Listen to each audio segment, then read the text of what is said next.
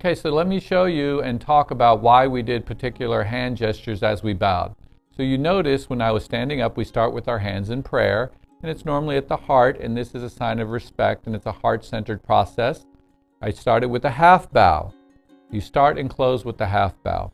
Then, when you go all the way down, you saw my hands were on the ground, my head was on the ground, and I raised my hands to my ear level. So this is a sign of humility where you're actually putting your head below the ground. It's a sign of supplication as we're being humble in the face of our practice and humble in the face of our true nature, of reality itself. We're having reality that we accept on its terms as opposed to us constantly struggling and suffering from us wanting reality to be on our terms. It's an atonement process that our egos have basically caused us and other people to suffer. And what we're doing is admitting that we're being humble in the face of truth, which is your true nature.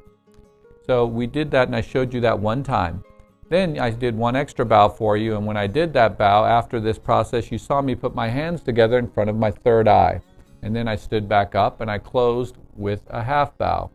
So on the very last bow, the hands go in front of the third eye, which is showing an awakening of the third eye, working with the wisdom aspect of your practice.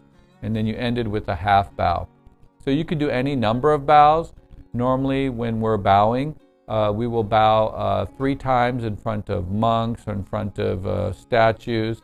And this is more a representation of an ideal, which means that monks and Buddhas in traditional culture, they're representing human potentiality. So it's also respect to that particular person or respect to a temple. But it's this potential that all of us are already awakened, enlightened Buddhas, which means someone with the capacity to be able to be in their true nature and live in the world as a unique expression of their own true nature. So you're actually bowing to yourself. So when you do bow, you can bow any number of times. When you're bowing in front of monks 3 times, a standard number is 108. You work up to 108. The reason for that is traditionally, if you look on those prayer beads that people wear around their necks, there's 108. So 108 is 1 for each defilement of the psycho-spiritual human being.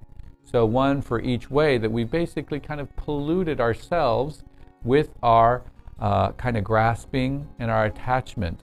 And when we cleanse those things, what happens is we just experience life as it is with a lighter heart, a lighter body, an ability to react and serve more appropriately as opposed to just with our egotistical demands.